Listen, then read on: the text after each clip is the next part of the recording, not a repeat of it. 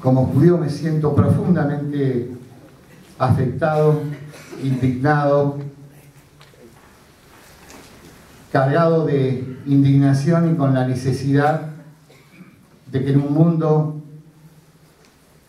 que como en el siglo XX comienza con guerras y genocidios, tengamos el coraje de decir la verdad, de decir lo que pensamos, sobre todo ante una dirigencia comunitaria que silenció, cayó y fue cómplice de los descubrimientos del atentado de la AMIA y que no dice una sola palabra del genocidio que se está consumando en el territorio de Gaza.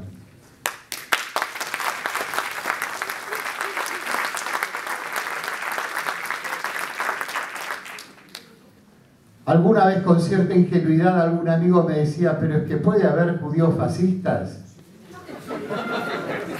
Sí, no solo que los puede haber, sino que lo dramático es que con el asesinato de Rabin, ese magnicidio que tuvo éxito político, se produjo un giro hacia posiciones fascistas del gobierno israelí que con absoluta claridad han desplegado persistentemente una operación de odio-poder, de ocupación del territorio, de anexión del territorio y de extinción del Estado de Israel.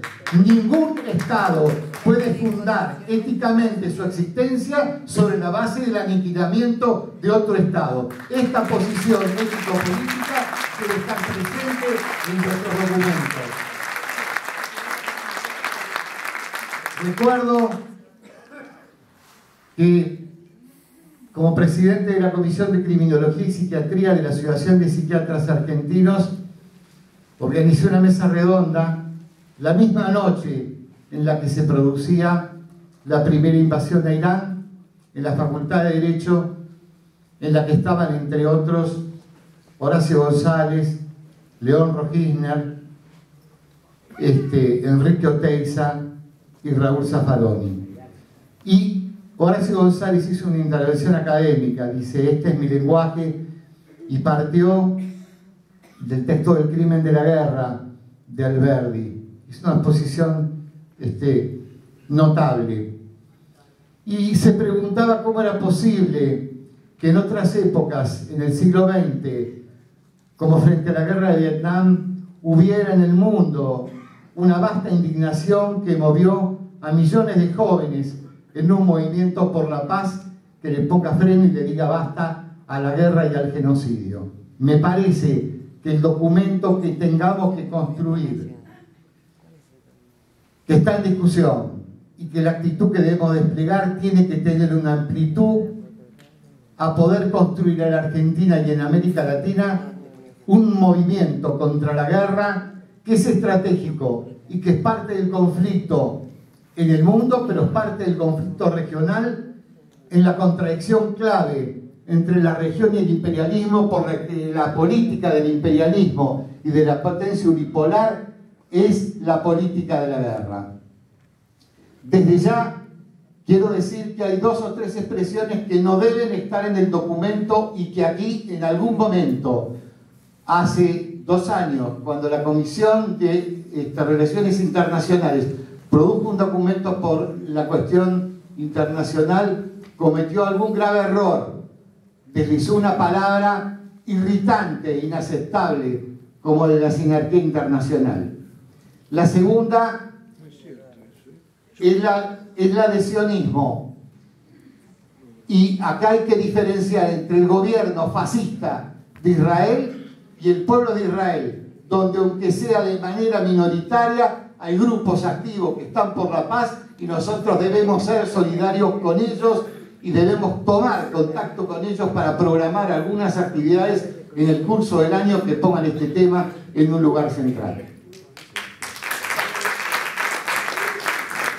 Voy a plantear, hay muchas cuestiones, pero voy a plantear una que me preocupa, que tiene que ver con nosotros mismos, digamos, ¿no? Está claro que ya hace 3 años o 4 el modelo inicial que se desarrolló en la política kirchnerista y que propuso y concretó un huracán de políticas sociales, produjo una revolución extraordinaria reconstruyendo el Estado social, también desarrolló una política económica en las condiciones que fueron posibles.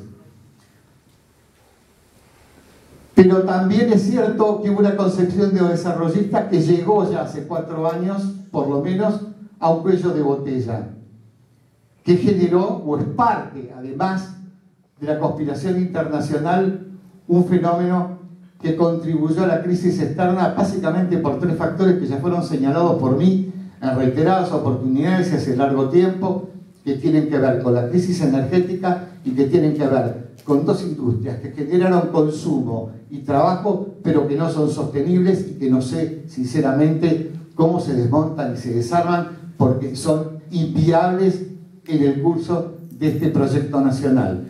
Son la fabricación de automóviles y la fabricación de grupos ¿cómo se llama? Electrónica, que suman por ambos 13.000 millones de dólares por año, que son 130.000 millones de dólares en una década. Son insostenibles. Esta particular categoría de sustentabilidad del proceso económico es clave para pensar en la intervención del Estado. Estamos lejos del Estado peronista y del papel que la economía tuvo en ese Estado, un papel activo. Y en ese sentido, yo pienso que tenemos dificultades, que nos costó como grupo colectivo prever, hacer un diagnóstico anticipatorio de que ese proceso estaba agotado y había que cambiar, y por suerte el cambio comienza con Kicillof en las peores condiciones, de manera brillante, tiene un equipo que apunta a políticas que deben ir por el camino correcto. Pero nos queda poco tiempo. Vamos a dar la batalla electoral. Desde ya digo y tomo posición.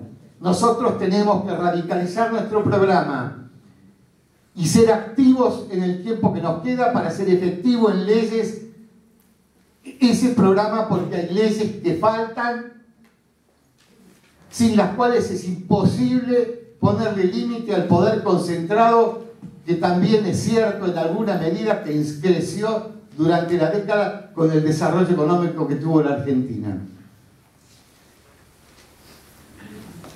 Tuvimos muchas dificultades, estuvimos veces para poder asumir que la derrota era una derrota. Yo dije, había que ser Héctor Recalde para decir al segundo día de la elección que habíamos recibido una bofetada y aquí era imposible plantear esa discusión. Trajimos ya hace mucho tiempo el tema de la inflación y escuchábamos todo tipo de argumentaciones sobre la relación de precios, que no había ninguna duda de que se trataba de una conspiración monopólica permanente, persistente, de quienes son los que construyen los precios en la Argentina. Pero había una debilidad estructural que tiene que ver con el modelo, y nosotros tenemos que hacer una propuesta, escribir el segundo tomo de lo que viene e incluir en ese segundo tomo de lo que viene, como plantea Tayana, la posibilidad, entre otras tantas, de que podemos recibir una derrota electoral. Por eso digo yo, en primer lugar, que nosotros tenemos que fijar posición, pero no tomar partido por un candidato. De esa manera me defino yo. Yo tomaré posición. Y creo que es el momento de la militancia política. Y creo que todos deben tomar posición. Pero el colectivo no debe tomar posición por ningún candidato. Por supuesto que tiene que condenar las políticas de tolerancia cero, no solo de Scioli en la provincia de Buenos Aires o de otras provincias. Porque también en el gobierno nacional tenemos un secretario de Seguridad que dijo que se oponía al acuerdo de seguridad democrática y que habló junto a otro candidato de bajar la imputabilidad penal de los menores y dice cosas que dice la derecha, como que los jueces dejan que los delincuentes entren y salgan por otra puerta. inexactitudes que tienen que ver con las cifras de un proceso que cualquiera puede leer y que sabe que en el 2000 había 10.000 presos en la provincia y hoy hay 33.000. Entonces me parece que hay leyes, y con esto voy a terminar, que nosotros tenemos que promover con claridad. Lo dije, no basta con precios cuidados, necesitamos una ley antimonopólica, necesitamos modificar la ley de abastecimiento que ponga duramente el poder del Estado y la ley para poder freno a ese proceso que es parte del proceso inflacionario, porque las empresas conspiran y tienen como ideal la idea de la máxima ganancia. Es ingenuo que nosotros pensemos que podemos acordar con el aparato financiero que tuvo 230% de ganancia. Es el sector que acumuló más ganancia, y no tengamos una ley y tengamos la ley del proceso militar y de entidades financieras. No tenemos que terminar con los contratos bilaterales ya.